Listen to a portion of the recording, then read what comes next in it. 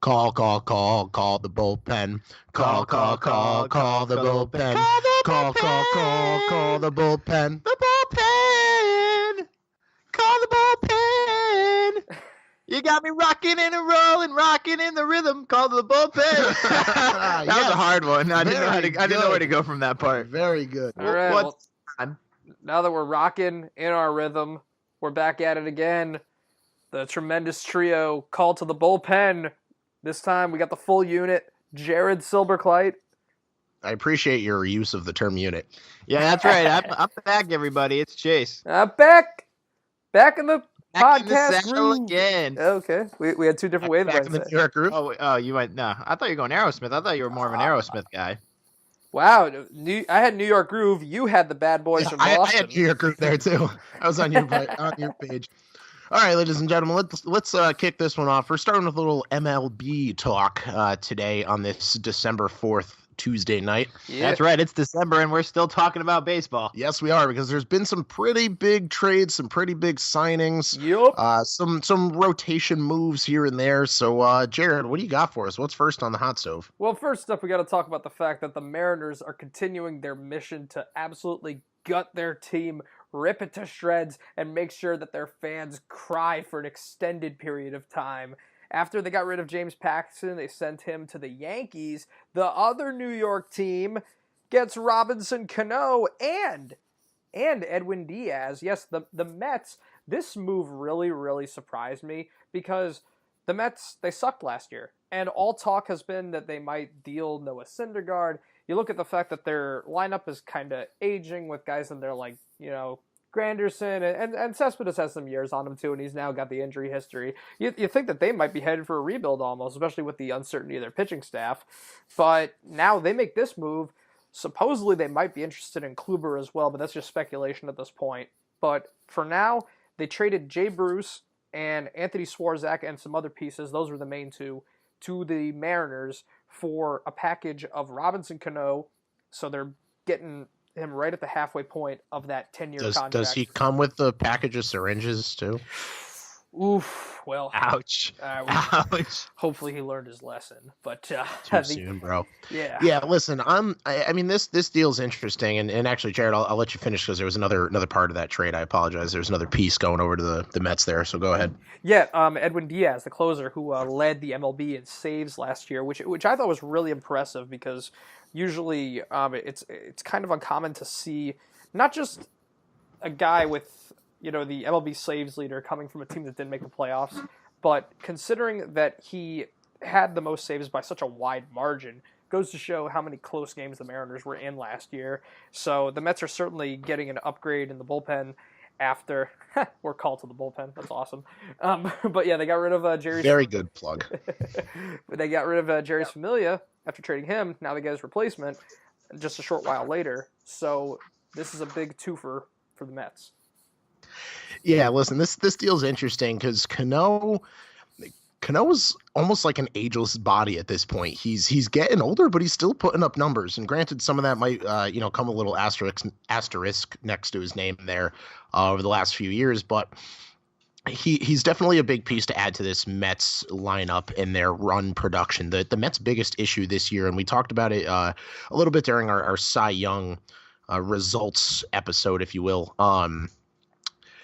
Jacob deGrom, if I remember correctly, most of his losses, he came with run support of 2 or less runs, where he would give up, 1 run in a game. Maybe they'd lose 2-1 or 1-0 because the bullpen gave up another run in those 2-1 games. There was very, very little run support by this Mets he was averaging, batting order, if you will. Go ahead. Yeah, he was averaging actually under 2 runs of support per start. They said that's what I mean. Yeah, they said if he averaged 2, even that the metrics had him getting out to around 20 wins last year.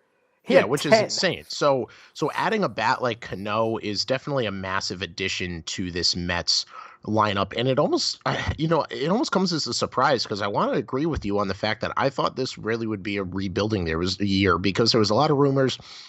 When the deadline was coming around that the Mets were going to, trade away their pitching rotation and DeGrom was going and Syndergaard was going and this guy was going there. they didn't really do anything. And then the offseason comes, and it's, all right, is it time for DeGrom to go? Is it time for Syndergaard to go? Is it time for Cespedes to go somewhere else? And now here we are getting a young closer and a big bat to add to that lineup. And honestly, he's probably going to DH Cano, but it's another... National League. Oh yeah, that doesn't make sense. I was actually Holy crap. I was gonna make that point. I was thinking about it all day about where he's gonna be, and I just kept telling myself DH. I don't know, maybe I'm just picturing him in the Yankees lineup again. No, see, this is actually what interesting. makes. I don't know where the hell he's gonna play now. This is what makes the trade so interesting, because everybody was saying that Cano. I mean, first of all, these steroid guys, you know, the way their bodies get when they reach the other side of 35, there's always the growing. Or get off the juice. Well, yeah, that too, but. There was always the growing injury concern when guys start hitting that age after, you know, the years of PED use. You know, your body, it definitely doesn't do anything to help fight against the body breakdown.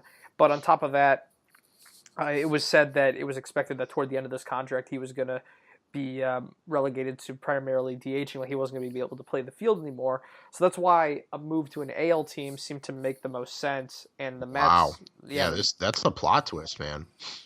I think the Mets might be in a situation where they might, man.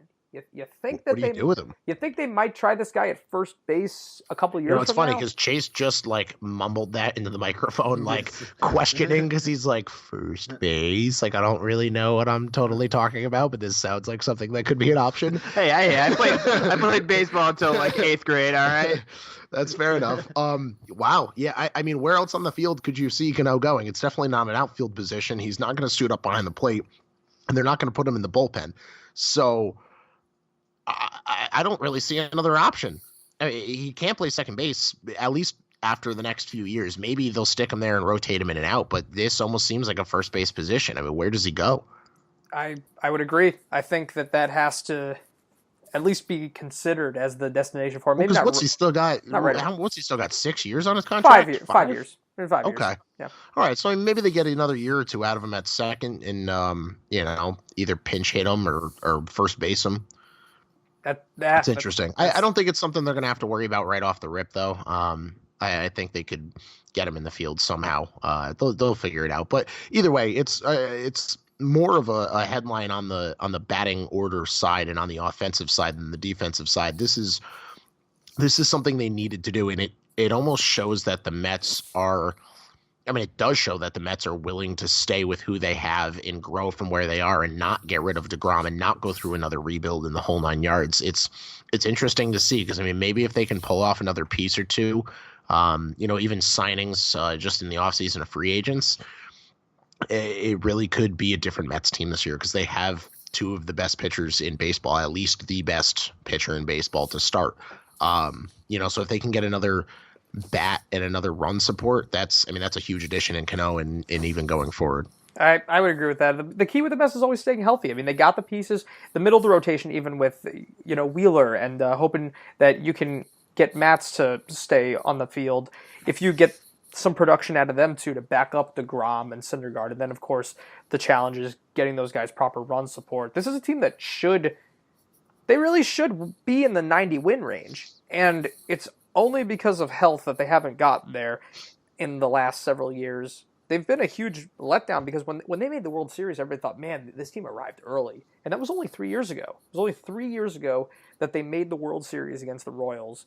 So they still have youth on their roster. They still have so much depth in pitching in the rotation. And now you have one of the game's great closers and Cano to bolster the lineup. So the Mets, they saw that the Braves, they were looking to add after winning the division. The Phillies, they experienced some success this year that they want to build on. They're definitely, arguably, the most aggressive team heading into this year's offseason. We're about to talk about them next. But the Mets, they saw their rivals acting, and they wanted to jump on. They didn't want to sell. So the NL East all of a sudden has become maybe the most interesting division in baseball. Yeah, and just a small tidbit on the Mets to continue on them for just a second. It looks like they're also in the market, and I'm totally going to butcher his last name, JT. Is it Real Muto? How the hell do you pronounce this guy's last name? JT Real Muto? Yeah. All right, so I was pretty close.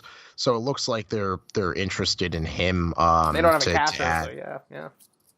Yeah, exactly. So, that would be interesting, and they're talking about potentially trading Conforto in a trade for him. I don't see Conforto going anywhere, especially for a guy like that. But that would be another interesting offensive addition. And like I just said, if they can get another piece or two to add to this this lineup, they could be deadly this year. And as I continue on the Mets, because I just keep seeing little highlights on them, they are hiring Chili Davis as their hitting coach, if anybody's wondering.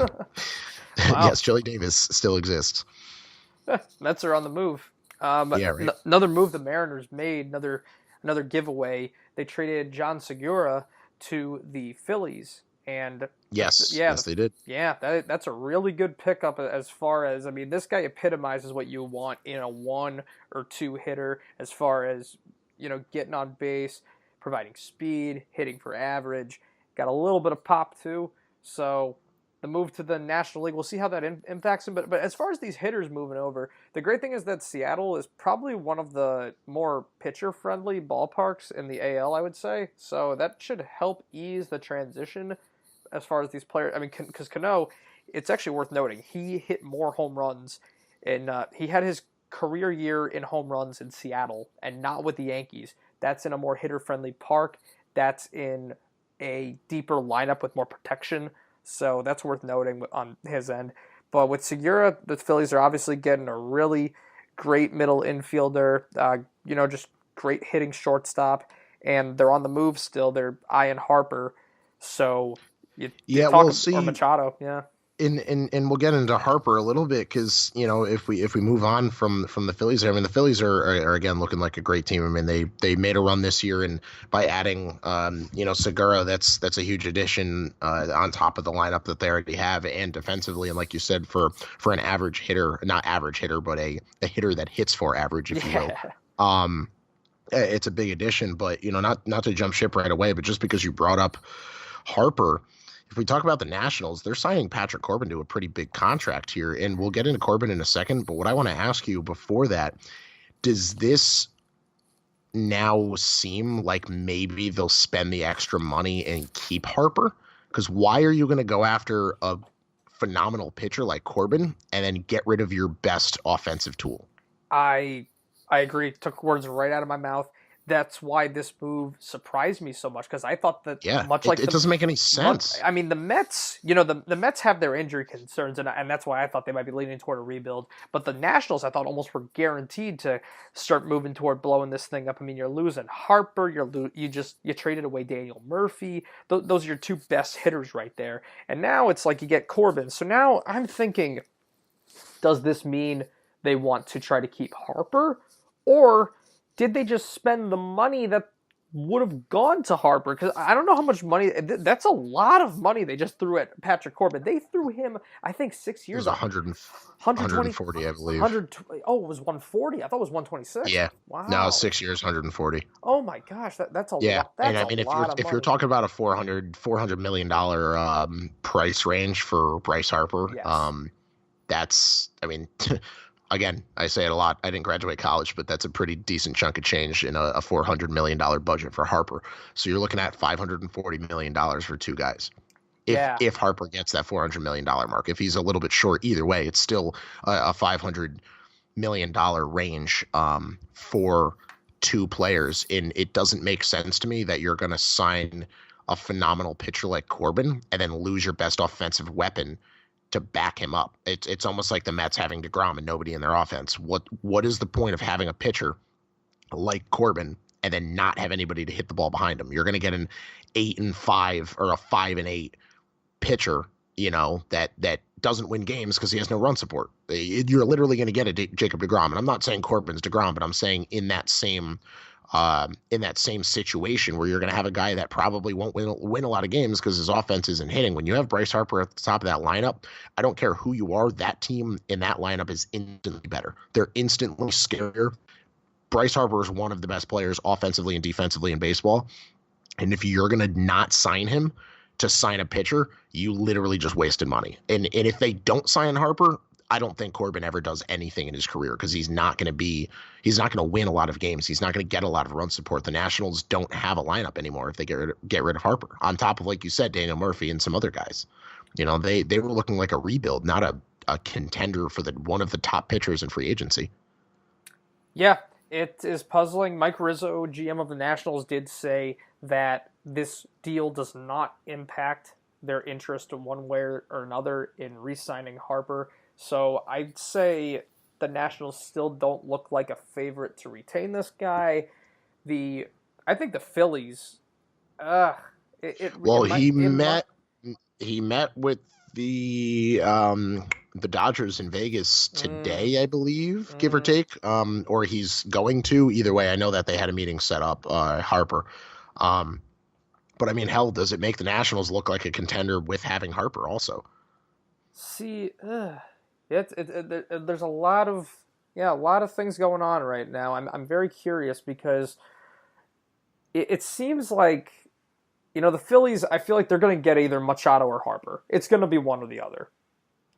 And I'd rather have Harper. I hate Machado. Sure, yeah. But it seems like, I know Machado has played third and short, but it seems like the ideal fit for him would be shortstop. And now that they got Segura, I'm not sure if that's going to happen. They could still, of course, get him for third, but maybe, I don't know. I think that I could, because, I mean, if the Dodgers outbid them, that of course, makes you lean toward Machado because, that's obviously, if you don't take one, if you can't get one, you'd want the other. But the Dodgers don't seem interested at all in Machado, so they might put all their eggs into the Harper basket. It's looking more and more like Harper's going to stay in the National League. Because, I mean, unless the Yankees just whipped out some, crazy deal, I just can't see them doing that because they're already inheriting Giancarlo's money and they have such a deep lineup that they don't really need him. And what are you going to do? Train him to play first base? And that would be the position for him, so I don't know. One thing I'm surprised about, though, that the Corbin deal, because I really thought he was going to go to the Phillies, too. I thought it was going to be Yankees or Phillies, and I thought that the Phillies were going to outbid the Yankees. Although that sounds crazy, I just thought that they were, because the Yankees, Cashman had said they didn't want to go beyond 5 years, and he gets 6. He also gets probably a higher dollar amount than I think he's worth. So I think the Yankees probably felt like they didn't need to be as aggressive with him because they already got Paxton, and they're not desperate for an ace. Now you got Paxton, you got Severino, you got Tanaka, so they didn't maybe need Corbin quite as much. Yeah, it's definitely going to be interesting to see where the rest of these guys fall. And I mean, the Harper rumors, I think, are just still way too broad to even, really dive too far into because he could go anywhere at this point. But I mean, hell, if he stays on the Nationals, they look like a contender with, if Strasburg stays healthy, having Corbin and having, a guy like Harper on your team. Man. Scherzer's the best one. Oh, that's true. I totally forgot Max Scherzer even exists. Holy crap! We haven't even mentioned what a three. That's unreal. What a three that's going to be. I mean, it could be like. Yeah, I'll be honest. I completely forgot Max Scherzer even existed for a minute there. That rotation with Corbin, that makes even less sense now. That you would get rid of Harper and having a rotation like that. Who the hell is going to hit the ball for 3 of the better pitchers in baseball? This could be a Mets situation where you've got this. I mean, it's not even just one ace pitcher. I just said that. It's literally the Mets. It's literally going to be the same exact thing. What is the point? Unless you know that Harper's already signing with you and you're just shopping him around just to see what the hell happens, which makes zero sense. I literally don't understand what the Nationals are doing. You have to sign Harper the second you sign Corbin, or you're an idiot. Unless there's another play that they're going after, and I don't know, maybe a Machado, but what's the point of that either? You got to bring Harper back. This is a waste of time if you don't bring Harper back. I totally agree. I mean, they're going to have far and away the best rotation in this division, but we've seen that you don't need the best pitching to go far. You just need, it all depends kind of. If you're a hitting heavy team and you have good enough pitching, you can get by. But they're going to get Juan Soto's going to develop, and they have Anthony Rendon, but that's nothing compared to. I mean, you're losing Murphy and Harper. So all right, you got a couple guys in there. It's not gonna make up the slack. Yep, no, I agree 100%. I think I said my piece here. It would be stupid for them not to sign Harper. So if they don't sign Harper, you'll hear me going on a little rant of how dumb the Nationals organization is. All right, looking forward to that. But yeah, that's gonna wrap up our hot stove talk. Before we sign for baseball, just want to quickly remind everybody that the winter meetings are next week in Las Vegas, Nevada. They start next Monday. Today's the 4th, so it'll be Monday. Ooh, that's interesting. Having the winter meetings in Bryce Harper's hometown. A little foreshadowing. Yeah, yeah. And I just got. I mean, quickly, just want to plug myself because a couple years ago I went to the MLB winter meetings when they were in National Harbor, just outside. Wow. Just outside of DC, and it's quite an experience. I mean, it's just a great gathering of both players and executives and team members at all levels of baseball, from the low-level minor leagues, single-A squads, all the way to the majors. On top of that, there's a lot of great events for fans to participate in. So if you ever have the opportunity to go, it's definitely an experience I would recommend if you have any interest in baseball and it's feasible for you. So, yeah, that was cool. And with that, excited to see what happens in this year's winter meetings. But now it's time for football talk, NFL Week 13. Yeah, sir. Chase Bees is going to rejoin us here. He usually sits out the baseball side of things. Hey, just because if I had anything important or interesting to say for baseball, I would, but I'll be honest. You made a good point with the Robinson Cano first base thing. Yeah, so I got to tell you, I'm very impressed with that because I literally thought he was going to DH in the National League, which isn't. So, yeah, that won't work. To be completely honest, I'm actually proud of you for that. So believe me, I think half of the MLB active roster agrees with you. So they probably wish that was true. Yeah, pretty much. So we're gonna get into NFL, like we just said. Let's start off with the Saints and Cowboys. What do you say, boys? Yeah. Well, this was probably the biggest surprise of the season, besides the Bills beating the Vikings in like week 2 or week 3. I don't think anybody saw this coming besides Cowboys fans. They'll say they saw it coming, and maybe me and Jared me and Austin may have talked about it briefly, just over the phone, that we thought that this might be a trap game because Cowboys are playing at home, they're playing better, and the Saints, they haven't had that down game that Jared likes to talk about. They haven't had that real loser game that they had in week 1 when they lost to the Buccaneers. So this game really came off of as, I think it's just a bump in the road. I don't think it's going to send the Saints in the wrong direction, but it definitely does send the Cowboys in the right direction. Yeah, this game, I kind of had my reservations going in just because weird stuff tends to happen with these Thursday night games, and we never have seen the Saints offense look so repressed in this game. It was just a defensive struggle all the way through, and the officiating was really poor up and down the field in this game on both sides. I think the Saints got some of the worst of the calls late in the fourth quarter. Missing the helmet-to-helmets on Kamara was really bad, and the Cowboys got a break on a third down conversion that was so far off the mark. And I know that Sean Payton was out of that was horrible. Yeah, I know that Sean Payton was out of challenges. Yeah, that was absolutely horrible. Yeah, but I think the refs were definitely subpar, but there's no doubt that the Cowboys pass rush is actually something that offenses will have to deal with from now on. They have always had that. They've had the talent on that side of the football, but it's never really shown. But I feel like it's finally coming together for them, and it's coming together at the right time. Yeah, the team plays better at home, but I don't know. I still feel like there's a part of me that still feels that this was a Thursday night scenario of just the lack of the short rest. I mean, well, actually, what's funny is these teams are actually on regular rest because they played on Thanksgiving. They both played on Thanksgiving. All right. Well, I guess that is out the window. But I mean, this was certainly a defensive matchup that the Saints weren't expecting on the road, being out of the Superdome environment. I think this goes to show how much of a key home field advantage is going to be for them going forward. But I think this was just kind of the wake-up call they needed. They hadn't experienced adversity in really ever since week 1, because even when they faced the Rams, they really weren't in danger throughout much. They were leading most of that game. I mean, yeah, the Rams they came back from that deficit in the middle of that game, but they haven't been in the situation where they've been playing from behind most of the way through. So I think this is something that they needed to go through as a team in order to get better and get ready for the playoffs. and it looks like they're still going to get a first-round bye, which is essential. And I still like their chances. If these teams played again, even if it was in Dallas, I think the Saints would win. Yeah, I really just think this was an off game for the Saints. I mean, this is something that we have not seen out of them. They've been an offensive juggernaut all season long. I mean, they've just scored on everybody in unreal amounts of points, and yet here we are just sitting here looking at a 13-10 loss to the Dallas Cowboys. I mean, it just doesn't seem like the Saints, and I really think they'll bounce back from this, and like you said, end up with a number 1 seed bye, if you will, and go on from there and do very well in the playoffs. But I mean, this was just a weird game for them.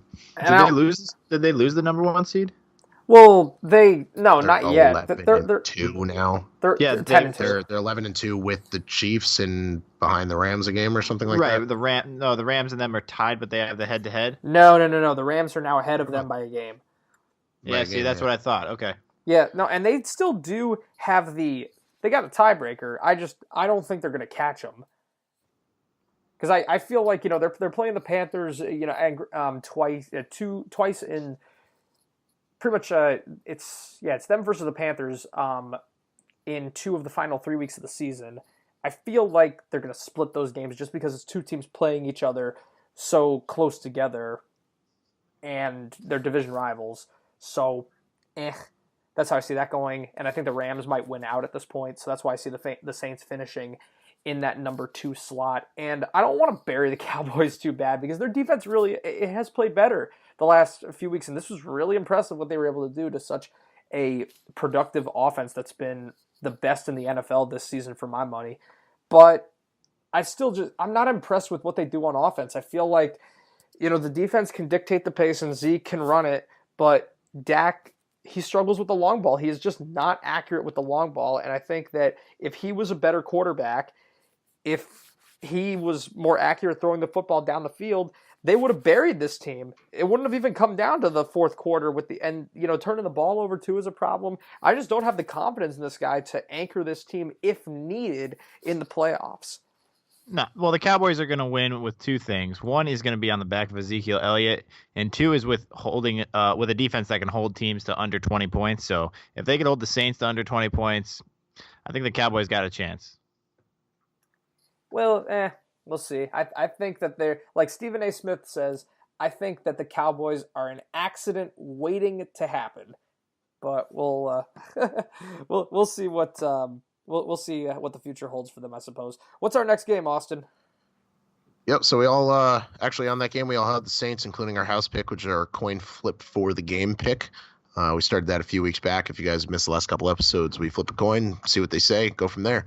So we're going to move on to the Ravens and the Falcons. I had a split decision between the 4 of us here. Jared, yourself, and the house at the Falcons, and you're both going to take the L here. Myself and Chase at the Ravens. What do you guys got on this one? Joe Flacco is never going to play for the Ravens ever again. All agree that he's a fluke. Oh, I'm not. I think so, yeah. There's one, Jared. He ain't a fluke. Why? Because his track record says otherwise. This guy took his team. He'll never win a Super Bowl again. Okay, that's fine. He got one more than a lot of other people did. He'll never win an AFC championship again. He's been to, 3 of them? I said he'll never win an AFC championship again. So he's been to 3. He's won 1. Okay. And I don't think that he's going to win an AFC North Division championship again, because I don't think he's going to be there next year. I'm going to say this. That Lamar Jackson might have earned the Ravens starting job for the foreseeable future. Foreseeable. I don't know if that necessarily means long-term. This guy's going to get hurt with his style of play. If he doesn't perfect those QB fundamentals and learn to lean upon them, I don't think he's going to last long in this league. He might not be the Ravens' long-term answer at quarterback. Could he spark them to a bit of, could they go on a little run here? Maybe even upend the Steelers for the division title? If the Steelers lose another game or 2, I guess it's possible. But I'm just not sold on the idea that he's undoubtedly the franchise guy and he's going to be with the Ravens for the next 10 years. Well, they're not going to hold Joe Flacco as the backup until Lamar Jackson gets hurt, so that doesn't change anything. No, I agree. I'm just saying that there might be another guy a few years from now. Well, sure, we could speculate all we want, but the answer is right now that Joe Flacco is out and Lamar Jackson is in, and the Ravens they're red hot right now. They're beating teams that they're supposed to beat. I don't think that they're winning any very sexy games, we'll call them, but they're winning games. And if the Steelers keep falling, like you said, Ravens could take this division, and the Steelers could even see themselves out of the playoffs if they're not careful. Yeah, Can we talk about how bad the Falcons are? Oh, the Falcons They're are so atrocious. bad. They stink. Jared, what did I say last week to you when we were talking about this game? Because now the Falcons are home. They're going to score. They always score 1,000,000 points at home. They're offensive. They're great. And I specifically said in the last 3 games, they scored 17 points, 19 points, and 16 points. They can't score to save their lives. And what did they do? Scored another 16 points. Their offense is horrendous. They can't score to save their lives. They've been really disappointing. And I mean, I thought that it was eventually going to come around because this is a team that's historically under the Matt Ryan era. They've always put up a lot of points at home. That's just been their style. Even against a quality defense like Baltimore, I thought that they were going to be able to get something going, and it never really happened. And I mean, you see this with other teams. The Giants, who now they got the same record as the Falcons.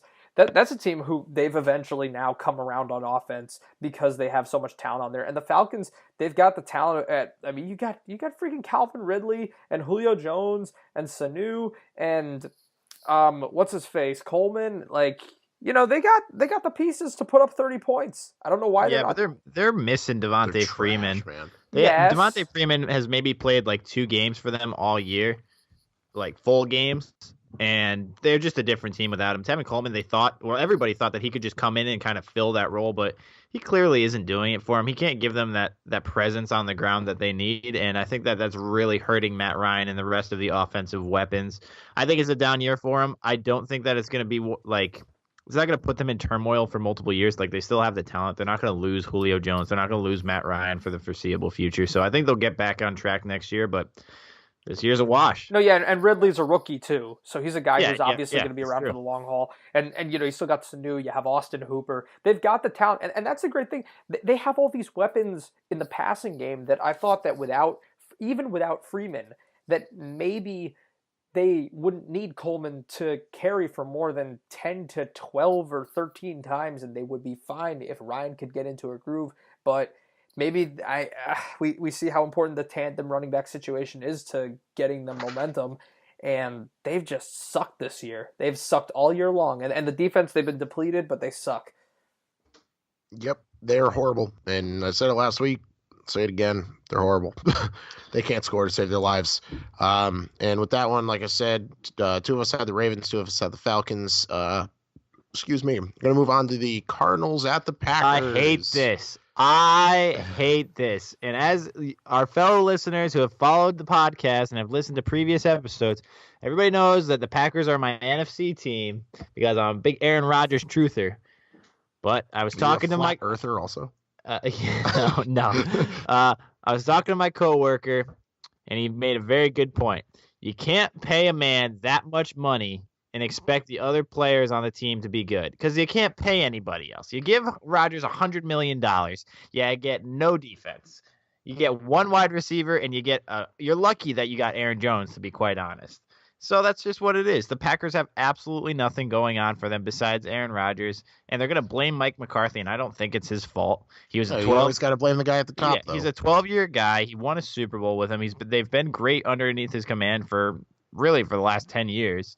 Well, there was also some rumors swirling that him and Rodgers were kind of butting heads. So, Rodgers publicly called out the offense. He was saying like it's the same shit every week, and and nothing's working. Well, there you go. That's a trickle-down effect right there. Because if you're getting that sort of reaction from Rodgers, you're getting that sort of reaction from Rodgers in the huddle. And the guys see that from Rodgers. If Rodgers isn't confident in the play calling, the guys aren't going to be confident in the play calling. The team's not going to be confident in themselves. So if that's the case, I understand why they had to make the move. But yeah, and especially in a situation where you just pay Rodgers that much money, what are you going to do? If he doesn't it's like if Tom Brady walks in, let's say 5 years ago and says, you know what, Bill Belichick is the worst coach on the planet and I'll never play for Bill Belichick. Who are they going to get rid of? Tom Brady or Bill Belichick? Yep. Anybody? The coach is always. You're right. The coach is always at the bottom. The coach is not the one Especially who's suiting when you up. have a guy like an Aaron Rodgers or a Drew Brees or a, even a Peyton Manning in his prime or a Tom Brady. You're never going to get rid of that guy. You're never going to get rid of the face of your team. You're going to get rid of the coach, because a coach is a coach is a coach. You'll find another one. Yeah, absolutely. And for those of you that haven't watched the game, we're talking about the Cardinals who upset the Packers this weekend when 20-7. Yeah, just an absolute joke of a game. The Cardinals, I mean, good for you guys. Good for you Cardinal fans out there. This is a great win for your organization on a really rebuilding year, but it should have never happened. It should have never happened. It should have never happened. No, it shouldn't have. I think this is just sheer evidence of players quitting on the coach. I don't think Aaron Rodgers wanted to play for Mike McCarthy in this game, and the effort was just not acceptable. It was flat out like they wanted to send a message, because here's the thing, this Arizona Cardinals team, they shouldn't have even wanted to be there in Green Bay. Think about it. You're going through this. Austin talked about it last week on the podcast with you. You're this dome team playing in Arizona, going up to Green Bay when it's snowing outside. This should be easy pickings for Green Bay. They see this all the time, like, yeah, this is our zone, and they don't know what it's like up here. We're accustomed to these elements, and we know how to adapt. We're going to smoke these guys. And, I mean, you're fighting neck and neck with the Arizona Cardinals. You're expected to compete for a Super Bowl this year. What was the preseason Super Bowl pick from everybody? Packers, Patriots, right? Yeah, every year. What a freaking joke. No, this year too. Yeah, Aaron Rodgers is back. They're going all the way. Yeah, they got Aaron Rodgers back. They got nobody else. Yeah, well, it's unfortunate, but hopefully they'll find the right guy for that team. I'm pretty sure Mike McCarthy's going to end up in a Cleveland Browns, I guess we'll call it jacket instead of uniform, because he's a coach. I do think McCarthy can contribute still. I mean, he's had a really hard season, hardest of his career, but this is a guy who has too much success over his career to just become inept at coaching, period. I think this is just a case of the coach is burned out in the system and he needs a change of scenery. We've seen it before. I think that he can be successful in another place. Absolutely. And the turnover of NFL coaching jobs is probably like 6 a year, if not more. So I'm sure that he's going to find a job somewhere. So with that, we got the Cardinals over the Packers. We all had the Packers because we all, have a brain. Vegas knew better than us, apparently. Yeah, Vegas was -10 to the Packers. What a joke. Yeah, anyway. What a joke. Bills at Dolphins next in a absolute, I swear to God, we talk about it every time. I feel like this game happens every week. I feel like the Dolphins play the Bills every week, man. Hey, the Dolphins Dolphins are the Titans of the freaking AFC East.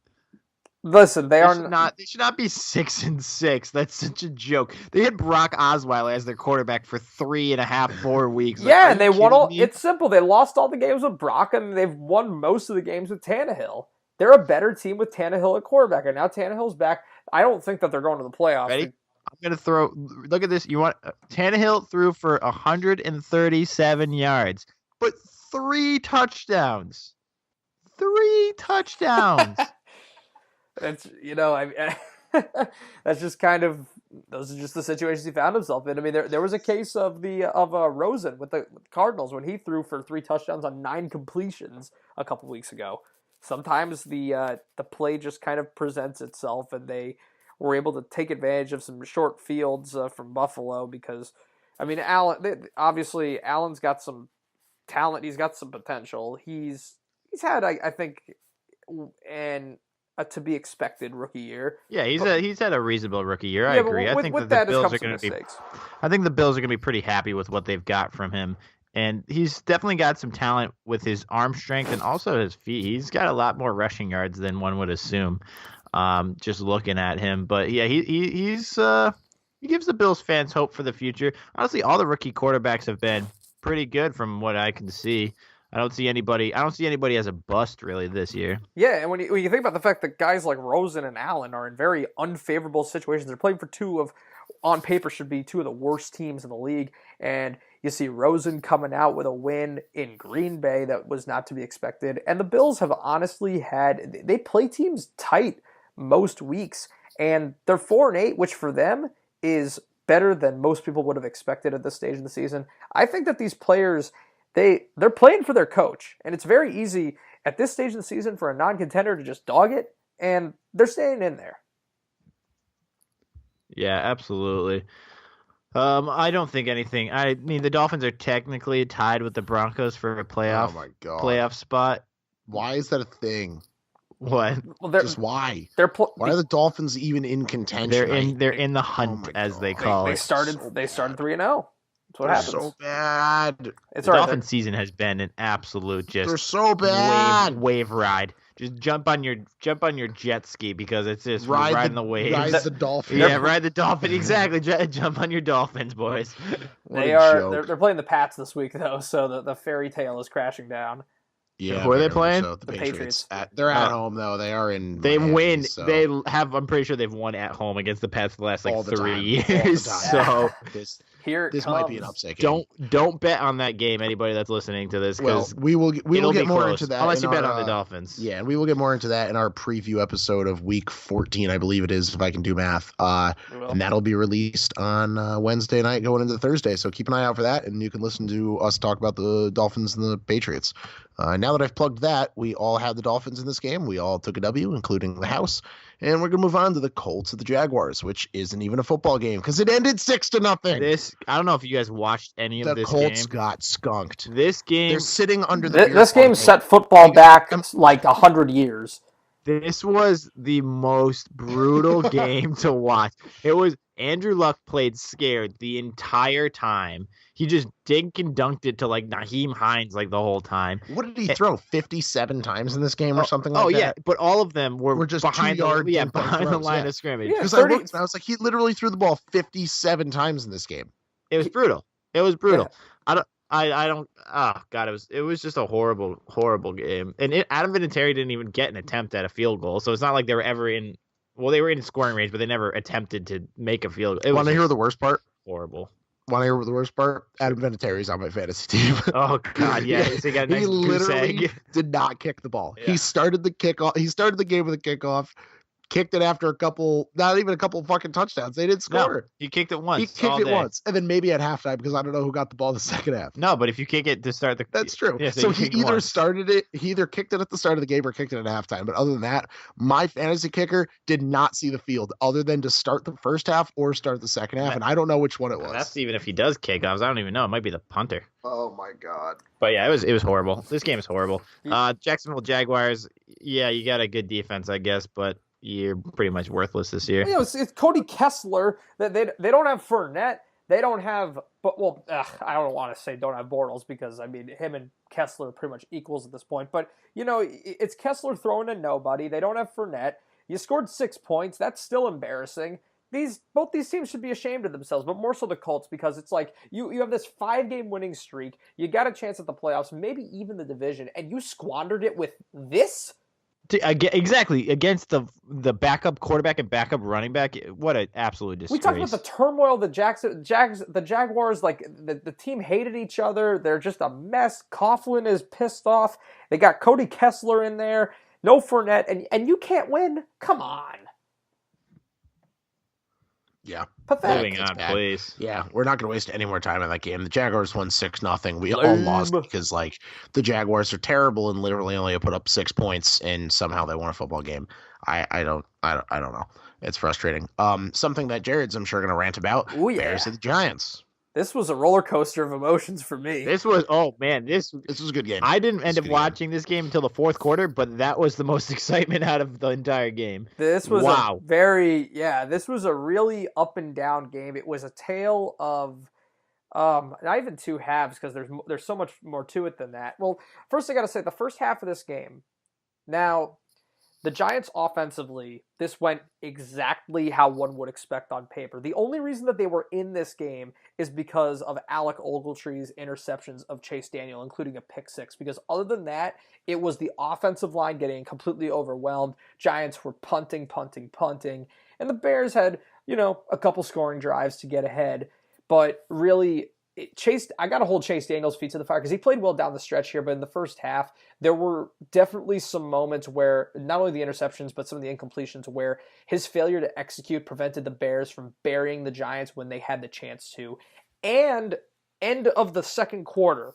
So what happens is the Giants get sacked on back-to-back plays. They're content to run the clock out. Nagy calls a timeout, and then the Giants hand off to Saquon, who he just gets space, and he keeps running, and he gets a 20-something yard pickup on what was supposed to be a clock killer. Giants have just enough time for a long field goal, and that gives them momentum going into the second half. Third quarter's all Giants. It's like this offense springs to life finally. Are you only at the third quarter? Yeah. Because there's a lot. I took a nap and came back, and you're only at the third quarter, yeah, bro. And we could fast forward. No, fast forward a little bit. Well, interesting stuff happened. All right. Giants won in overtime, 30-27. You got to talk about how the Giants actually had a 10-point lead at one point. Yeah, they developed a 10-point lead in the fourth. Yeah, I mean, they learned from the mistake against the Philly game. The Bears recovered a freaking onside kick after scoring a touchdown, a 2-point conversion. It was the 2-point conversion thrown by Terry Cohen. It was a touchdown thrown by Terry Cohen. The touchdown. Then they got the 2-point conversion. Whatever. Either one of them was thrown by Terry Cohen. Then, if I'm getting the number correctly, onside kicks this year were 3 for 43 or something like that. Yeah, for 38. Because of the rule change, onside kicks have been at their lowest percentage ever. So one would assume that it's pretty much a lock that you're not getting the onside kick. But Odell tried to, instead of get over the ball and cover, he tried to slap it out of bounds, which sometimes is the right play. But in this particular situation, I think he was too far away from the sideline to try that. He was hesitant. And the Bears end up... he didn't get a good read on it. And he actually didn't even really go for the ball, which was criticized. But he didn't quite know what to expect in that situation. It was a very well-placed kick. So we got to give credit there. Yeah, I don't blame him, but he probably should have made a faster decision, but it doesn't matter. Giants end up the Bears end up sending it to overtime, and the Giants win the game in overtime. So it was a very exciting game. Yeah, very good game. And I 100% expected the Bears to win this game. Their defense has been unreal lately, and even though they let up 30 points, they still played pretty well in this game. The Giants just did a great job at adapting. Even though Chase Daniel threw 2-3 interceptions in this game, their offense still held them to it and really put their nose to the dirt here when they had to score and get back in the football game. It was a first drive pick six, actually. Yeah, that first drive pick six on like the 5-yard line or something like that. That was unreal. Yeah. But interesting game to say the least. It just showed a lot of toughness on the Giants' part. I got to give them a lot of credit because this is the most impressive win that this team has had in several years. Maybe go back all the way to probably go back to 2016. Oh, I don't know about that. The Broncos it wasn't starting quarterback. Well, listen, they still had to. When you beat the Bears, you have to beat that Bears defense. And the way the Giants' offensive line has struggled this year, this just goes to show again I'll say it again, how much Eric Flowers has ruined this team. Because since they got Jamon Brown, they're so much more functional as an offense. And the fact that, here's the thing, in this game, Eli Manning got hit. He got hit a lot. The Bears, at times, manhandled the Giants' offensive line, but they rolled with the punches. They got back up, and they got their plays. You're going to have those setbacks. Eli wasn't able to stretch the field like you would like to with Odell Beckham and Sterling Shepard. But, yeah, it was a little ding. Odell has more 40-yard touchdown throws than Eli does this year. That is a true statement. There was that great trick play in there where they flip it back to Odell, and he just finds a wide open Russell Shepard running down a seam, and he backs into the end zone. That was beautiful. So this was pretty much the Giants' Super Bowl, but they'll take it. Absolutely. Giants fans are happy. I'm not, because I had the Bears winning this freaking game, man. I want the Giants to lose. Get the freaking draft pick. Why are you still winning football games? Austin brings up a good point. Why are you still winning football games? I'll tell you. Who cares? Well, because we're going to get rid of the head coach. Get rid of him. They got rid of Mike McCarthy because he's not winning football games. Get rid of him. Take the draft pick. Make the team better. Screw the head coach. I'll tell you why. The Giants this year, this is the first year with a new head coach, a new offensive coordinator, a new defensive coordinator, and a new general manager, and a new franchise running back. The Giants have committed already to their vision, at least for the immediate future. So this so screw getting a better player. Let's win games that are pointless and get a mediocre player instead. It's not about that. It's about. It is. It should be. That's why I'm mad, because it should be. It's not about that. And you're right. It's not about that. It should be about that. It should be about losing the games. Throw the games. Get the better player. Get the better draft pick. Screw going 500. It's irrelevant. It doesn't matter. I don't care if you win the rest of the season out. You're not going to make the playoffs. You're not going to win the Super Bowl. Get the better draft pick. This season's over. And it has been. I think it's a debate between. So the coaches and the coaching staff want to show the fan base and the owner that they have a system that works. Yeah. And they want the confidence behind that. So I see that point. But as a fan, you also know that the season's done. It's already in the bag. And you want to be able to build for next year. And adding somebody like Nick Bosa would really be, monumental to your team next year. And you can't do that if you get the 15th overall pick.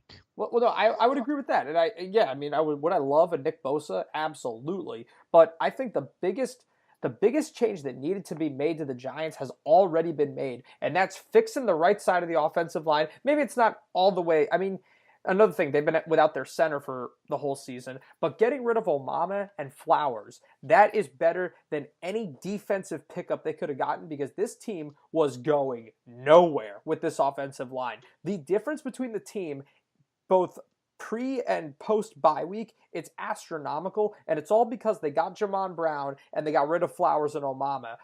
Without them, they're functional. Again, they allow some hits, but they can get back up from those hits. They can create, run blocks. They can give Eli time in the pocket. He's had more against the Bears. He had time to develop pass plays. Now it's unheard of the way they were playing earlier in the season. So to me, the biggest necessary changes have already been made to this team, and now it's about getting the players to buy in, to convince everyone, the locker room and beyond, that they can win with this group next year. It sure will be fun to see next year exactly what the Giants can do, and it's nice to see them win. I'm going to be honest, as a person that I support my friends that are Giants fans like you too. And it's nice to see the Giants get a win every now and then. Throw the games. This is stupid. Why are we still talking about this? So we all had the Bears except for the house. Huh? Of course, we all had the Bears because the Giants shouldn't have won this football game. I wasn't here last week, Jared. I'm a little shocked that you took the Bears. Well, yeah. The offense is good. The defense is good. The Giants should be throwing games, and they're not. This is dumb. I'm angry. You're angry. That's so angry that they won. Literally, I am, because it's a waste of time. So we got the Browns at the Texans next, and the Texans keep doing what Texans do. They win. Yeah, this was hashtag gotta win out. Yeah, I mean, this was a tough man. The Browns are fun. They're fun to root for with this new crop of young players. I enjoy watching them play. But this was a really tough matchup coming in on the road against a smoking hot Texans team. And it's not even like the Browns were getting completely stifled, but the mistakes were dooming them. The interceptions from Mayfield killed them. And the offensive line is still a minor, kind of a moderate concern for Houston, but luckily Watson has the mobility and they're running the ball real well with Lamar Miller. You got to just love what Houston's doing on all phases of the game right now. This was a very complete performance. I think they might. Now, hear me out. Hear me out. I'm about to make a statement. They might be the most complete team in football right now. You know what? I said it to start the year, did I not? You might be right, because you think about it, the top contenders, where's the defense, right? And then you look at the Bears, the offense, and I mean, granted, they're better with Trubisky, but still, even with Trubisky, they're not a dominant unit. So you got Deshaun Watson, who can pass and run the ball with his feet if he wants to. You got the resurgence of Lamar Miller, who has topped over 100 yards, I think 3 out of the last 4 games. And then you've got this defense who is making turnovers and big plays and holding people under 20 points. I mean, that's got to be the recipe for a championship. They intercept you. They sack you. I mean, yeah, they're doing it all right now. Freaking DeAndre Hopkins out there. It's funny because we are talking like there is a dialogue about they're winning all these games, like they're on a win streak, but like we don't actually talk about them like having a chance to win the Super Bowl because the teams like the Chiefs and the Rams and even the Patriots are still around. Even the Steelers get talked about more than the Texans, but the Texans' next 4 games are the Colts, the Jets, the Eagles, and the Jaguars. Those are 4 winnable games. Those are 4 very winnable That's games. That's a 13-3 team. That is a team that could very well take the number 1 seed out of nowhere and then win a championship. You know what? They are legitimate. They are legitimate, and I've said it from the beginning of the season. They were my Super Bowl pick to make the Super Bowl. I don't remember if I picked them to win, I'll be completely honest. I think I said like the Rams would beat them, but I'll go back and figure that one out. But they are legit. They were legit. They have been legit. They still are legit, and they're honestly, I see them winning the next 4 games, going 13-3. The Chiefs have to play the Chargers again. The Patriots have to play the Steelers. Like, those 2 top teams could very well lose a game in the next 4 games, and then you get the Texans at the top. I mean, this is the road to the Super Bowl could go through Houston. There's still a chance of that. That's going to be key too, because the way the Patriots have to play the Seahawks at the Seahawks, like in Seattle, and they're even playing legitimate football right now. No, so those are 2 hard games, and the Ravens, who are still a really hard team to play in the next 3 weeks. So it's gonna be a fun 4 weeks. Yeah, I'm really excited. Just the idea that the Chiefs and the Texans could be the 2 teams getting the first round buys in the AFC while the Steelers and Patriots play on Wild Card weekend. What a changing of the guard that would be. What a freshening of the playoff matchups that would be, having to see those 2 teams, if they win, have to go on the road for a change, especially the Pats, because we've seen it, how much seeding comes into play when it comes to them and getting that seemingly cakewalk to the Super Bowl every year. And the fact that the Texans are this hot, the only thing I fear with them is getting that bye. You keep winning like this, do you want to stop playing? Yeah, I don't know. Houston looks legit right now, and it's definitely going to be an interesting couple of weeks. With that one, the Texans won that game 29-13. We all had the Texans other than the house. And speaking of playoff teams and playoff pushes, Austin. Who do we got next? We have the Broncos at the Bengals. That's right, the Denver Broncos. Bit of sad news to start this. Broncos did lose their star cornerback Chris Harris Jr. to a broken foot. However, or broken leg, I think fibula is the correct terminology. That's the same one that 2 players on the Redskins broke. Oh, very good. So a lot of weak fibulars out there. Yeah, fibula. No, it's not a fibular. No, it's fibular when it's plural. So if we do make the playoffs, and I say we because I'm a Broncos fan, he will be back for the playoffs, but he'll be out for at least a month. But we're looking. I'm looking at the Broncos schedule. It's pretty. Niners. It's not too shabby. Browns. Somebody else. Chargers. No, we already played the Chargers. No, you play the Chargers end season week 17. Oh, so we play. So that's the hard game. That's a hard game. It is at home though. Yeah. It is in Denver, so that could help. But yeah, that's definitely going to be a hard game. Yeah, and we might be playing for something, and the Chargers might not be playing for something because they might have already clinched. So there's a chance, boys. This little 3-6 Bronco team there's a chance. Yeah, and I mean, what can you say? The defense is playing as advertised, and there's a little spark plug named Philip Lindsay who's averaging 6 yards a carry. And he's just been trampling people. Break the undrafted rookie rushing record. Yeah, or something like that. He is about to break the undrafted rookie season rushing record. Say that 10 times. Yeah. And I mean, he's averaging, like Jared said, he averaged 7 yards a carry last game. He's averaging I think like 6.4 or something like that through overall, the season. Yeah. That is just crazy numbers. I mean, can you think about that? 2 rushes with Philip Lindsay is a first down. That's it. Plus an extra 2 Plus, yards. Yeah, you actually get 12 yards or whatever. That's crazy. That's insane. The fact that he is only about, I think, 200 yards off of Todd Gurley's NFL leading season total, but he has, I want to say, 90 less carries. That's insane. Yeah, he is not getting talked about enough in the rookie of the year award. But I mean, you got guys like Baker Mayfield. You got guys like freaking Saquon Barkley. Saquon Barkley, yeah. Yeah. So Phillips kind of getting brushed underneath. Lamar Jackson. Yeah, Lamar Jackson. Phillips getting brushed under those big, highly drafted names, but he's definitely worth a talk, or at least worth a consideration, because if he brings the Broncos to the playoffs on his back of over 6.5 yards a carry, averaging over 100 yards a game, I mean, he's got to be worth a mention. Of course, yeah, especially considering that your passing offense now consists of, Case Keenum and not Demaryius Thomas. So yeah, Case Keenum's 140 yards a game. Yeah, pathetic, terrible. So that it's gonna be all on Lindsey if they get there from an offensive standpoint. It's great. I mean, yeah, they're hot right now. I love it. I love it, Michael. Did we all picked them, right? Yes, other than the house who took the Bengals. The house was wrong. House. Yeah, what a dumb house. You dumb house. Panthers at Buccaneers. Oh, another game that makes me want to vomit.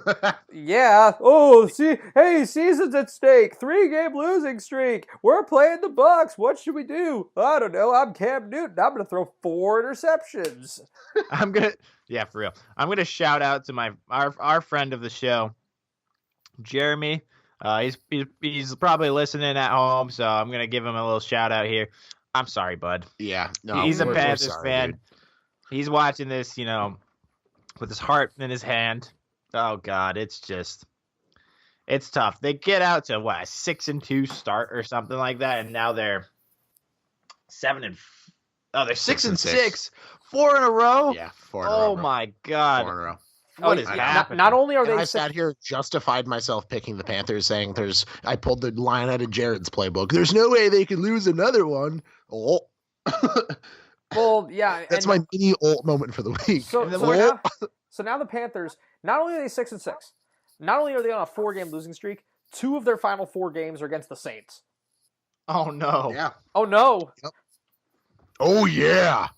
Oh yeah. That's the Kool-Aid man, if anyone's wondering. That reminds me of when the Broncos went 6-0. Of course it does. The Broncos went 6-0 in like 2010, and lost the next 8 games or something like that. They went 8-2 the rest of the year, missed the playoffs at 8-8. That's what's pretty much going to happen right here. There's no year where the Lions were sneaky good. They started 6-2 and finished 7-9. So that the Panthers are looking like they're going to follow the similar path.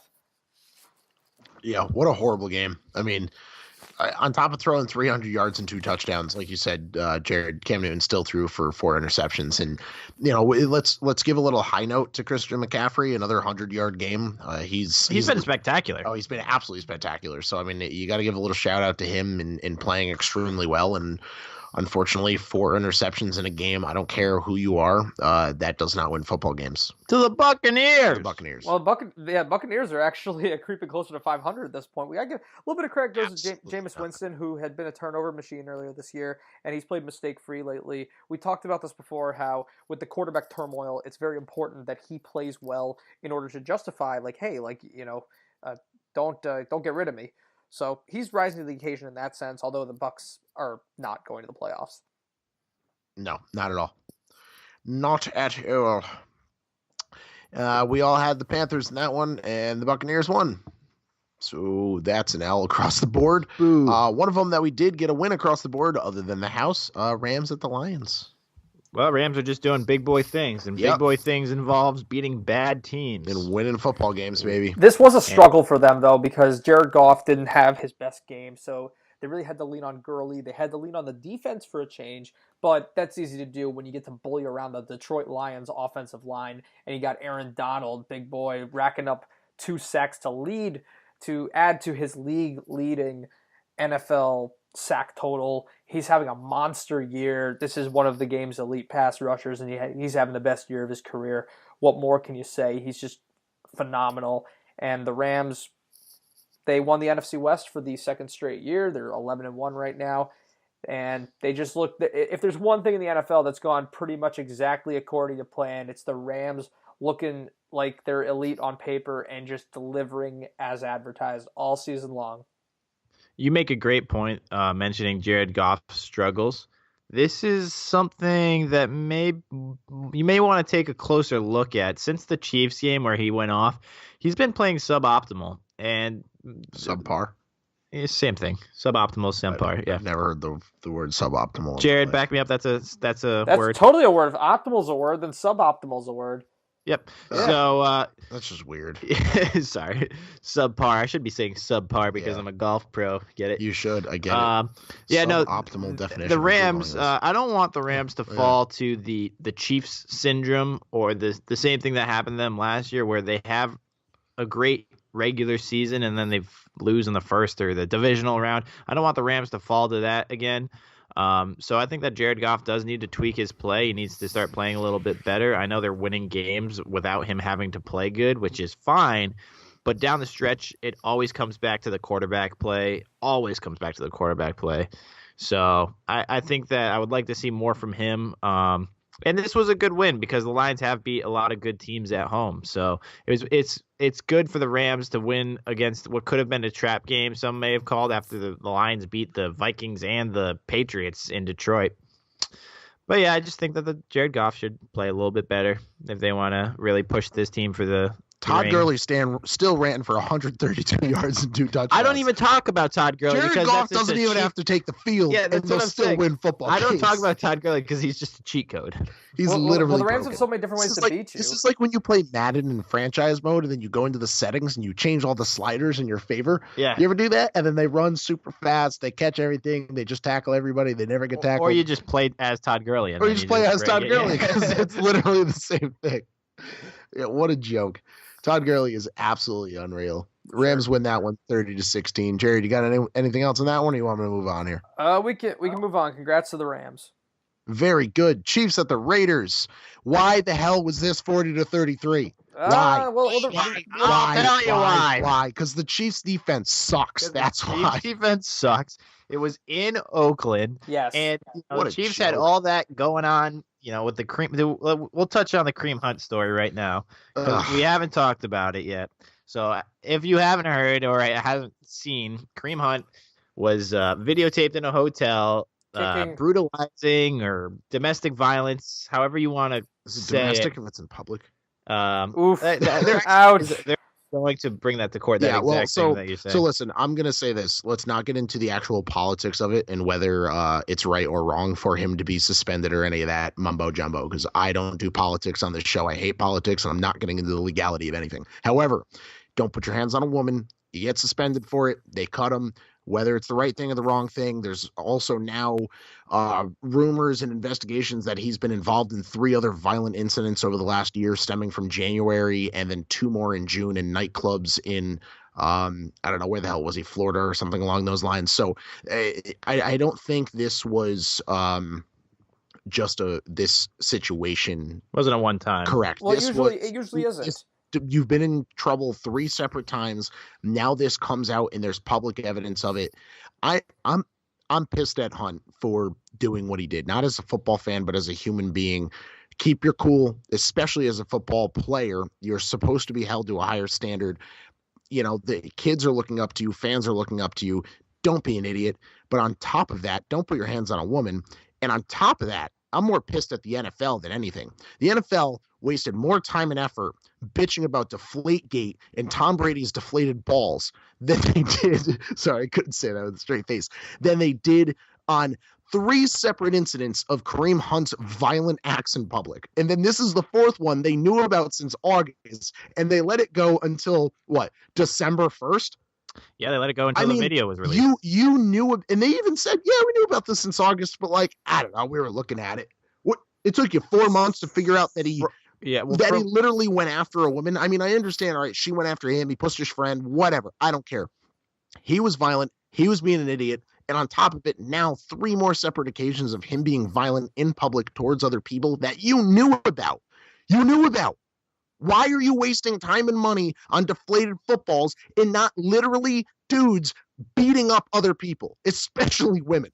Why do you not care about that? Why? It's not even just that, but now Reuben Foster, gets cut and then picked up immediately by the Washington Redskins. The delay in the Kareem Hunt thing, the light punishment for Ray Rice. We've seen this time and time again. The NFL seems to put more... They make a mediocrity out of the law and just respect for other human beings. No, it's ridiculous. But I mean, they make my freaking blood boil, man. I'm literally sweating. I'm about to take my jacket off. That's how angry I am right now. I was calm. I'm drinking a beer. I'm cool, and now I'm angry, and now I'm sweating. I think that if there's anything to take from this as fans of football and as it's keep your freaking hands to yourself and stop punching people. Just a service, an announcement for everyone. Service announcement for everyone. Just be better people. Just be a better person. Think your actions through. Don't react to other people's actions.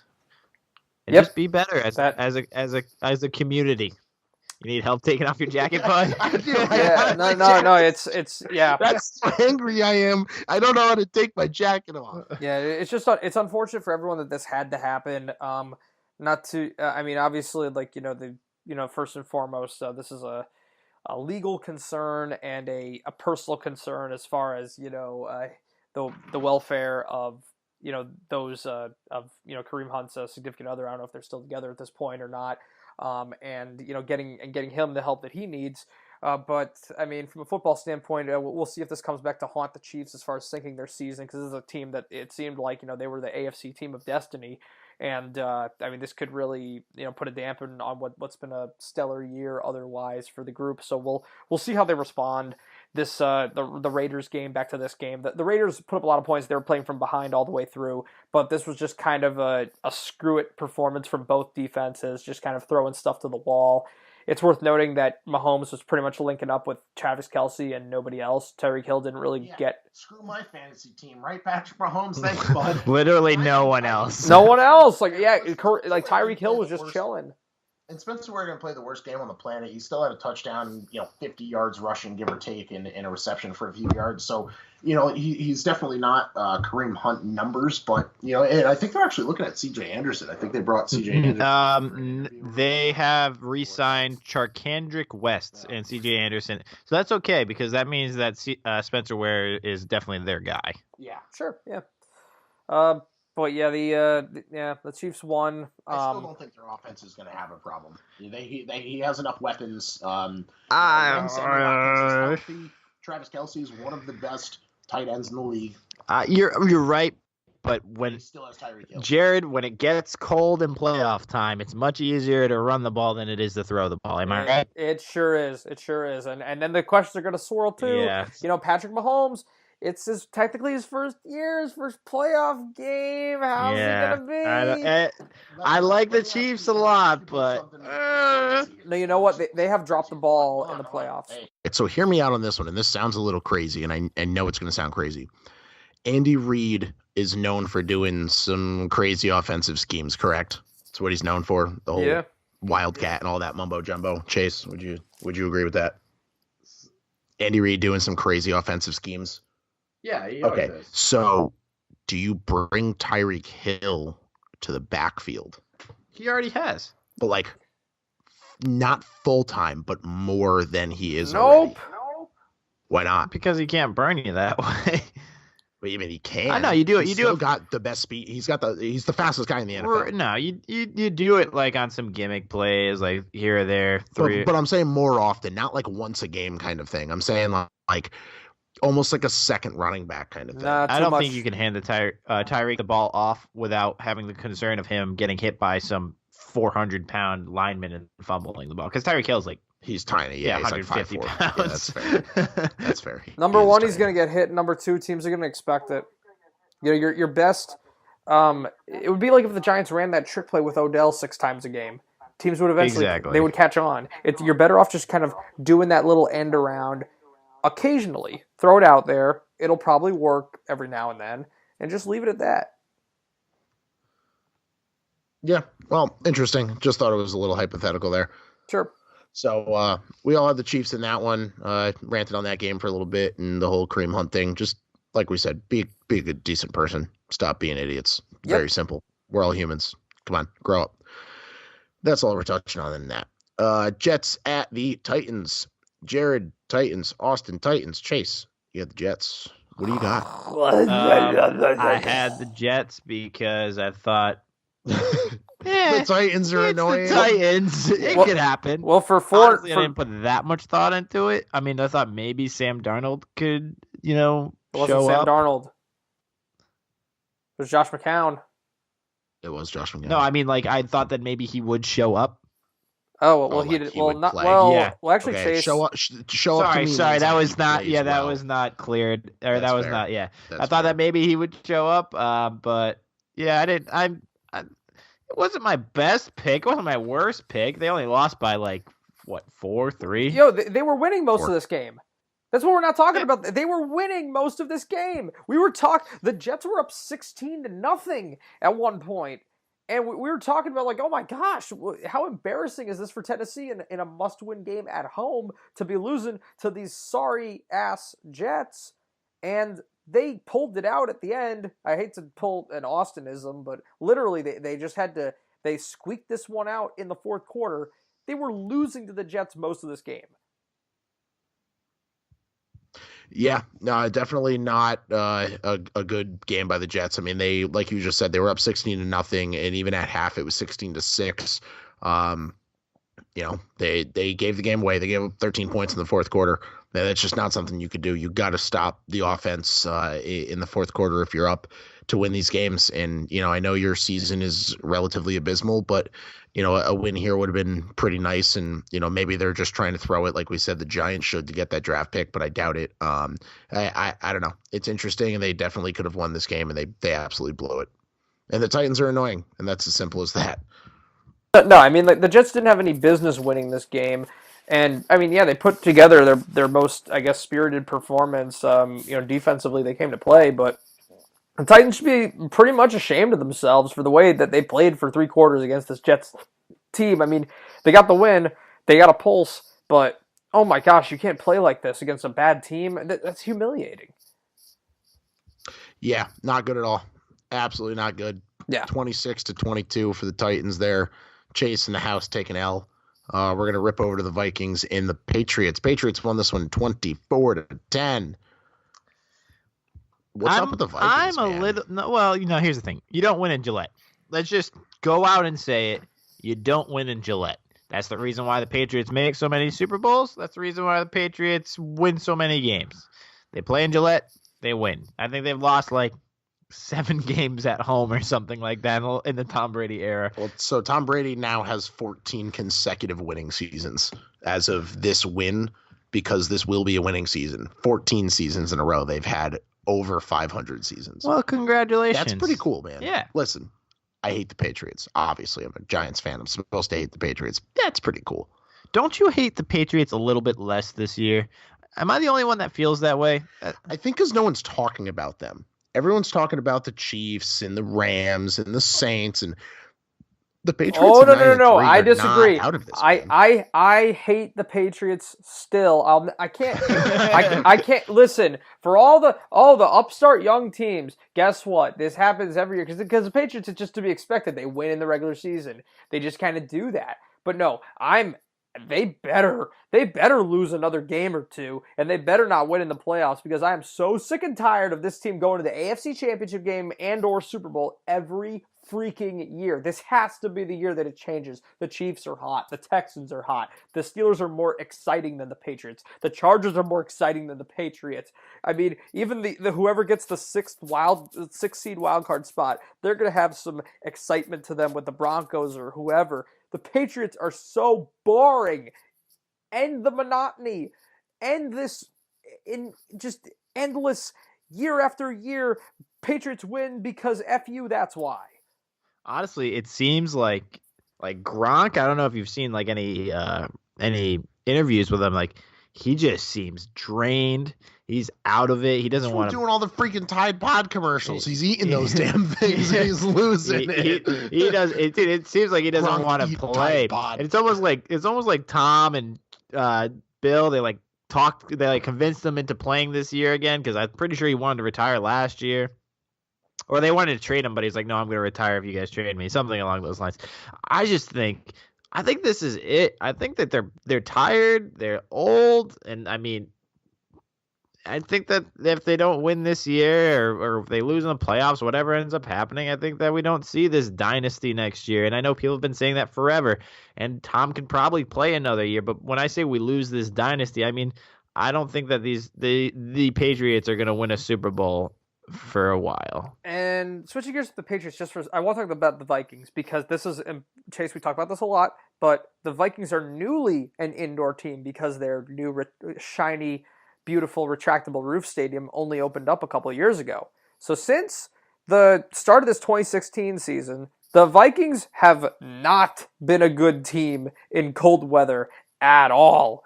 Now, when they went 13-3, it's worth noting the second half of their schedule, their road games, apart from playing the Packers in Green Bay, they didn't play. They were playing the Panthers, Falcons, Lions. Not any harsh outdoor conditions. What happened when they went to Philly in the conference championship? Oh yeah, they got completely smoked in the cold weather in Philadelphia. Now you look at this season. They've now lost in Foxborough. They've lost in Chicago. Once again, the Dome team freezing up when it gets a little nippy outside. So for a team that, if they go to the playoffs, it's going to be a little bit. If a team, if they're going to go to the playoffs, they're going to be on the road. That's a concern. Listen, I said it a few weeks ago. I don't think so at this time of year. And I said it a couple weeks ago again, but I'm going to repeat myself. You figure out who the contenders are and who the pretenders are. Separating the Vikings are a pretender. Yeah. They are. They're a wild card team at best. They are. They're looking that way. They've been painfully mediocre. Exactly. That's a great way to put it. They're fine. Like, you know, when you ask your girlfriend if anything's wrong and she's like, I'm fine. They're never fine. They're never fine. They're always lying. If they say they're fine, there's something wrong they don't want to tell you. Then they start yelling at you, then you sleep on the couch and the dog sleeps with them. That's the Vikings. The Vikings. When you look at the Vikings, I want you to picture your girlfriend. That's who that is. Yeah, pretty much. All right. Moving on to the 49ers at the Seahawks. The Seahawks absolutely murdered the 49ers. They stomped them out. They did what they had to do. Boom. Correct. There's really not much to talk about in this game. The 49ers look like a legitimate football team right now. The 49ers? I'm sorry. Let's rewind about 27 seconds right there. The Seahawks look like a legitimate football team right now. I mentioned it last week, I believe. They are honestly a playoff contender. I mean, they can win another couple games and really make a fight here for the playoffs, and I legitimately see them going far. Russell Wilson makes this team better no matter who's around him. I agree, and if I'm an NFC team, I do not want to see this team in the playoffs. Not. Russell Wilson, I don't care who he's on the field with, and me and you talked about this last week when Chase wasn't here. He could play with a bunch of Pee Wee football players, and they'd probably still win football games because he just makes every single player around him that much better. Russell Wilson is legitimately a top-tier quarterback in this league. The dude makes plays. The dude makes plays. He plays games. Plays games. Makes plays and wins games. There you go. I can't speak. I'm sorry, ladies and gentlemen. I agree with you. The only thing I'm going to say is that the Seahawks' path in the playoffs is going to be on the road, and they thrive in that home atmosphere. I think it'd be enough to get them through the wild card round if they play the Cowboys. But yep. I don't see them going any farther. I could see them beating, and you're gonna hate me for this. I could see them beating the Rams because they're in division. They always play each other tough, and they already played the Rams once and almost beat them at home. And it's hard to beat the same team 3 times in one season. Yeah, that would tick a lot of people off. But I'm not gonna rule it out. I'm not gonna rule it out. And honestly, the end of their season, the next 4 weeks doesn't look that terrible. Granted, they are playing the Vikings in Minnesota, so that's going to be kind of tough. I mean, the Vikings aren't great. They are going to be at home, though, and like we just said, the Seahawks do thrive at home a little bit better than on the road. Yeah. And then they play the 49ers again, who they just beat by 74 points or something like that. Then they play the Chiefs, and it's at the Chiefs. So that's tough. Oh no, I'm sorry. It is at home. I lied. The Chiefs are in Seattle. That's my fault. The Chiefs are in Seattle, and then they play the Cardinals. So I mean, they could go 2-2, or they could really win 9-7 at worst. Yeah, 9-7 at worst. That might be good enough to make one. 9-7's not at worst. 9-7 because they're going to beat the 49ers again. They're going to beat the Cardinals. And if they take one game from either the Vikings or the Chiefs, and probably the Vikings, to be honest, that's a 10-win season. The way that the Panthers are falling and pretty much nobody else in the NFC besides the Vikings and the Bears are fighting for a wild card spot, one of those teams getting the wild card, one of those teams getting the division, I could see the 9-7 Seahawks making the 6th seed. Yeah, you might be right. You got somebody else? Who else is there? Anybody else fighting for that spot? Because the Panthers, I mean, they really have to turn things around. Well, it could be the Vikings. You know, that it could be. No, that's what I said. Yeah, so there's got to be another team. Right. And that would pretty much be it. It would have to be the Panthers, because the Bucks would have to get ridiculously hot. The Eagles would have to get ridiculously hot, and I don't see that happening. Yeah, and the Panthers are meh. Yep. Yeah. All right. The only person that had the 49ers on that game was the House, so the House loses again, which the House was a little absurd with their picks this week. So anyways, Chargers at Steelers. We all had the Steelers, and the Chargers won. This is just a common case, man. When you're up big at halftime, you run the ball. You kill the clock. I don't care how much you're ahead by. The Chargers are a formidable offense, and you saw that, by the way. Keenan Allen just took a steaming dump on this defense. And I mean, come on, man. You got James Conner in there. Like, you gotta put this team away, kill the clock. Yeah, not good on the Steelers. This was an important game for the Steelers to take at home. I mean, the Chargers are a legitimate team, though. I mean, at 9-3, they've been a team that a lot of people have slept on this year, and we've said it for a couple weeks now. You can't sleep on this team. They will win football games, and here we are. They squeaked one out by 3 on the road against a legitimate Steelers team. Here's the problem. Not with the Chargers, with the Steelers. The Steelers are a momentum team. Agreed.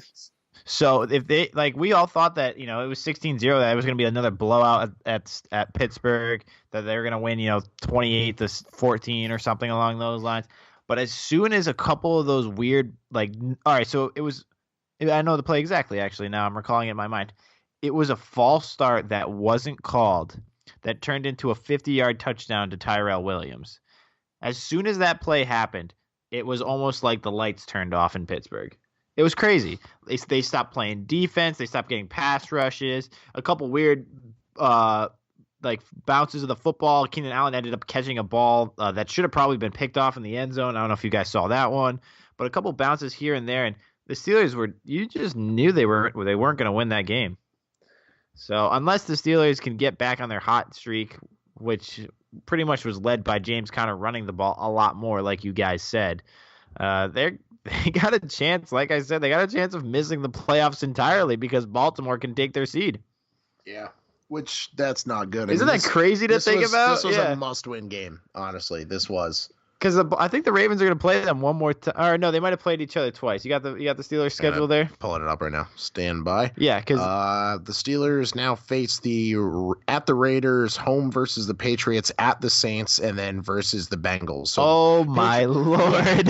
Versus the Patriots. Granted, the Patriots will go into Pittsburgh. That's not an easy game to win. And then at the Saints is nearly impossible for anybody. So they go 2-2. So the division's now in jeopardy, is what you're saying. 9-6-1. They go 9-6-1. Here's what I'm saying, Jared. They go 9-6-1. They lose the division because of the tie, and the Baltimore Ravens take it at who's Baltimore got? Baltimore is at the Chiefs versus the Buccaneers, at the Chargers versus the Browns. So let's say they both split. The Steelers split. They had 9-6. The Ravens split. Let's say they lose to the Chiefs in Arrowhead. They lose to the Chargers in San Diego, wherever the hell they are now, and then win against the Buccaneers and the Browns. The Ravens end at 9-7. Right. So all you need is one game difference. So you either need the Steelers to lose one more, or you need the Ravens to win one more. Correct. That's it. And then the Steelers are out of the playoffs. So it comes down to which one's going to go 3-1 and which one's going to go 1-2, or 2-2. Yeah. Or 1-3. I'm sorry. It's going to be a wild 4 weeks. If they both go 2-2, the Steelers take it, even with the loss, though, right? Yes, or even with the tie, though. Yep. Yeah, because they're up a game in the loss column. So yeah, so if the Steelers and the Ravens both push, the Steelers end up taking the playoff spot from the Ravens. Yeah, and then so they would miss the playoff spot because the Broncos, Because if they win out, technically the Broncos will be 10-6 and the Steelers would be 9-6-1. Wow. Yeah. Crazy next couple of weeks. Yeah, just talking scenarios here. Yeah. So with that, who had the charges here?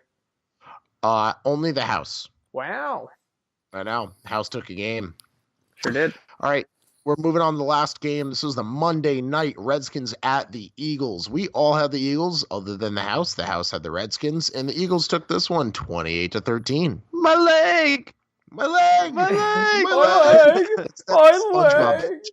Wondering the guy that breaks his leg all the time, and we're referring to that because the Redskins are now down to Mark Sanchez as their starting quarterback because of literally 2 broken fibulas on their quarterback depth chart, if you will. So not only did Alex Smith break his leg 2 separate places, Colt McCoy now just broke his fibula, and now Mark Sanchez is their starting quarterback. And Mark Sanchez sucks at football. No way, really, dude? He sucks. You're telling me there's not anybody else out there, and I'm not going to mention names. Tebow. Oh, I was going towards Tebow. What did I say, man? What did I say a few weeks ago? I think it was even before the Alex Smith injury, just because I was looking at the Redskins' schedule coming up, and now with the injuries, it's like, listen, they already started by trying to Theismann their season away, but now to finish the job, they're gonna butt fumble the season away. Oh, it's over. It's over. And you know what? I got to give a shout.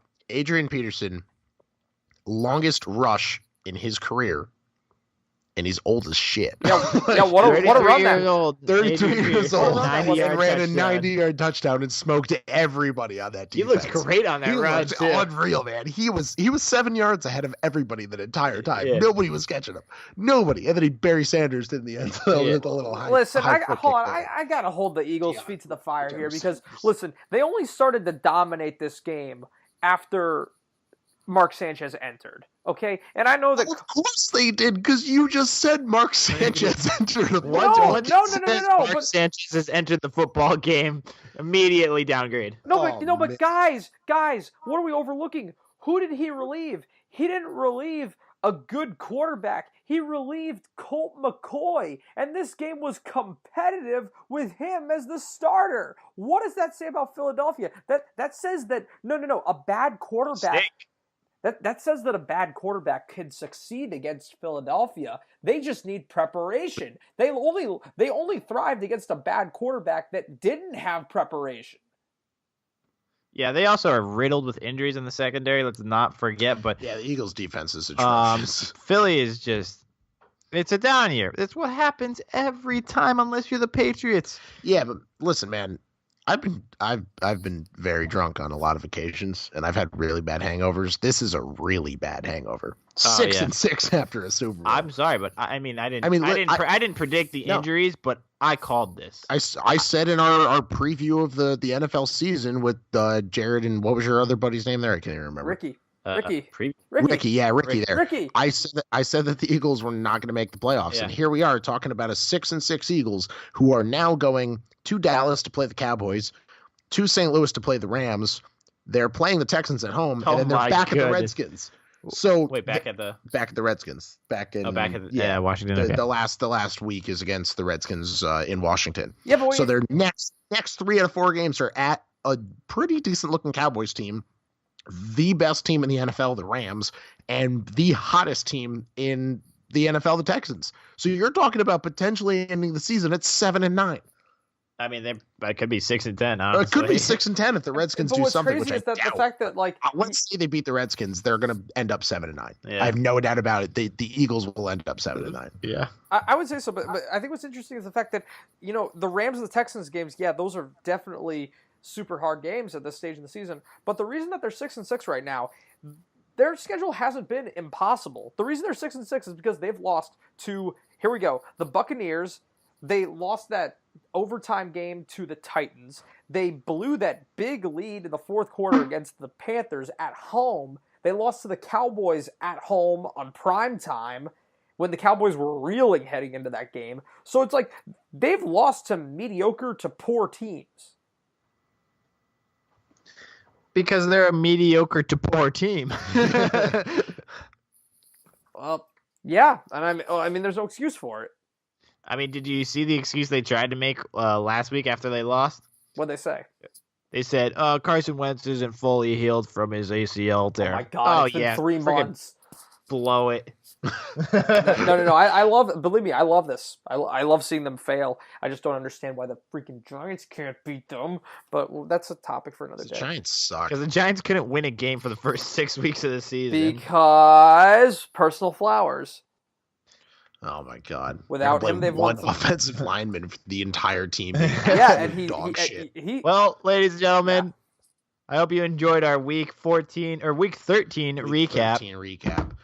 We are, however, going to move into the most fun segment of the entire week, even though we're hilarious the entire review here. Jared, what time is it? It's time for the